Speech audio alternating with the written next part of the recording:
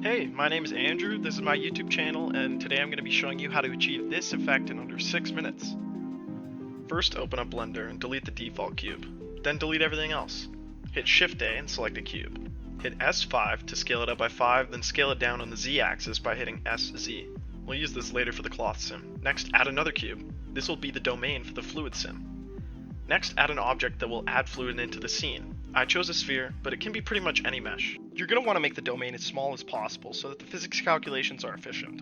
Select the UV sphere, go to the Physics tab, and set the object to a flow type under the Fluid tab, then change it to a liquid type. Click on the small diamond to the right of this setting in order to set keyframes. Set it so that it uses inflow for about 10 frames, and then switches to geometry for the 11th, cutting off the flow.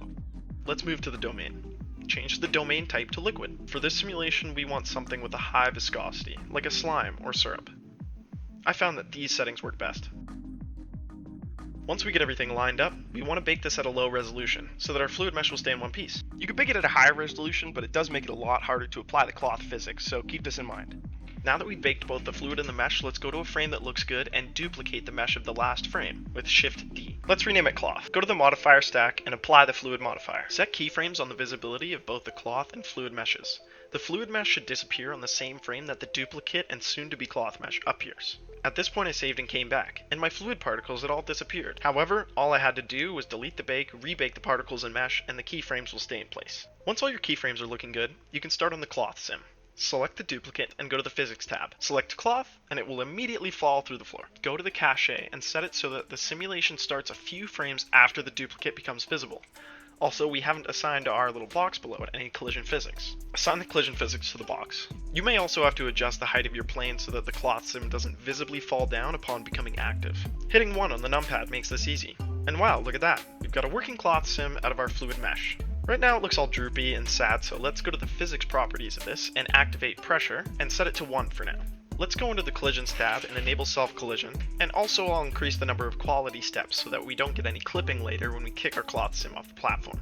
Now it's looking pretty decent, although it's still a little droopy. To make our pillow jump up, we're going to use pressure keyframes. So under pressure, I'm going to set a keyframe of the current pressure, move to the next frame, and set a higher pressure. Now look, it jumps. You could make it jump higher or lower by either changing gravity or the mass of your vertices, or the rate at which your pressure changes. Let's add a simple cube mesh to push the pillow away. Select a cube and scale it around till you get a nice little box. Hit 3 on the numpad and make sure it's high enough. Now set location keyframes for the plane so that it will move through where the balloon is. I did this by setting the last keyframe first and then moving it back. When you hit play, you'll see it isn't doing anything.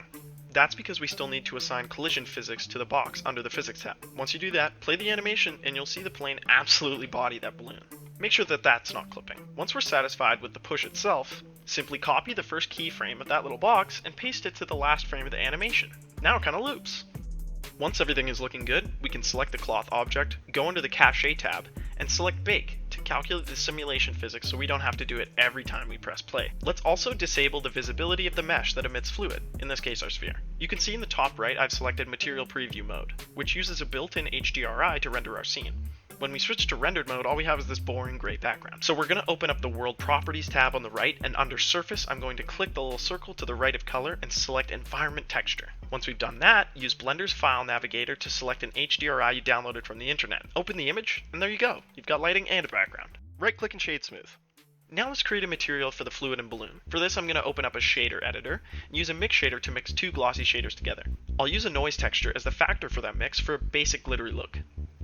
Scale up the noise texture and increase the detail. Play around the colors until you find something you like. You may notice here that our fluid is still looking a bit blocky, so let's go ahead and add subdivision surface modifiers to both the fluid and the cloth mesh. We need to make sure that they're being applied last in the modifier stack and are the exact same for both. Also click the small monitor on these modifiers to disable them in the viewport so we can still watch things above 10 FPS. Once we're happy with our material, we need to copy and paste that material to the cloth object. Looks great. If you want to rotate your HDRI, go into the shader editor and select World from the drop-down menu at the top left. If you have the Node Wrangler add-on enabled, select your environment texture and hit Ctrl-T to add a mapping node. By adjusting the Z-axis rotation, you can find a nice background for your render without messing with your location and rotation keyframes. Let's also add a texture to the planes themselves. I use the Poliigon Material Loader add-on, which automatically applies polygon materials and is super handy, so check that out in the link in the description. Once you're finally happy with your lighting, it's time to add in a camera. Shift A and select a camera to add it, then hit Ctrl, Alt, and numpad 0 to snap your camera to the current view. Hit N to open up a menu, go to the View tab to enable Lock Camera to View so you can get a good angle. At this point I noticed I was getting these weird little striations on the balloon, and at first I thought it was the subdivision surface modifiers, but I figured out it was the pressure that was causing this. So I went to the pressure keyframes on the cloth sim, added another one on the next frame after the last so that it would reduce its pressure after the big hop, and this helped out a lot. As you can see, the cloth simulation stops before a balloon falls out of frame. To fix this, simply select the cloth object, go to the cache, and alter what frame the simulation ends on. Finally, let's add depth of field, so our view feels a little more macro and intimate.